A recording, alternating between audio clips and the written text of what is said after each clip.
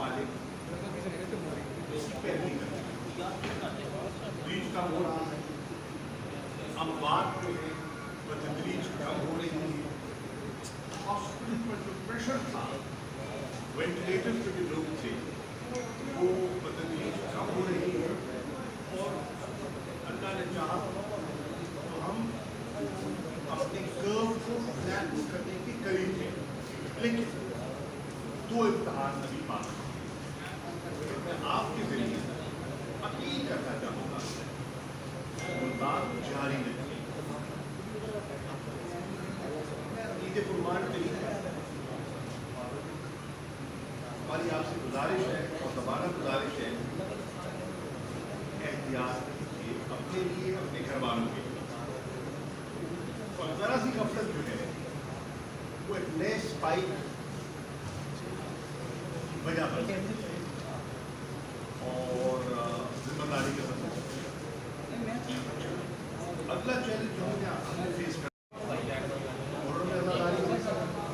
और मुल्तान में तो बड़ी जोरदार अदादारी महफिलें होती हैं, हमें उसका पूरा एहतराम है, हमें नीयत का भी एहसास है। लेकिन उलमा से, मशाइख से और कितने दीनी अकाबरीन हैं उनके दरख्वास्त है SOPs को भी और अपने तबके को महफूज करने के लिए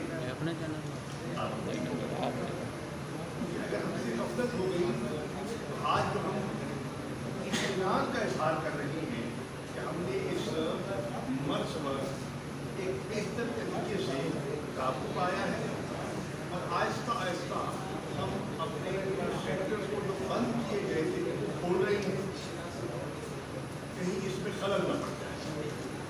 आपके सामने है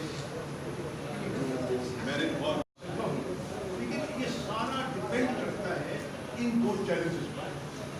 अगर हमने ईद खैरियत से गुजार ली और मुहर्रम खैरियत से गुजार दिया तो फिर इन सब चीज़ों के इम्कानात बिल्कुल मौजूद हैं। और अल्लाह न करे अगर कोई गफलत हो गई और स्पाइक फिर हो गई तो फिर हमें लाचार हो जाए। तो एक चीज़, दूसरी चीज़ जो आपसे खिदमत करना चाहूँगा वो ये है कि हिंदुस्तान की कोशिश रही है कि पाकिस्तान को ब्लैक लिस्ट में धकेले, स्टेटस की ब्लैक लिस्ट में धकेले।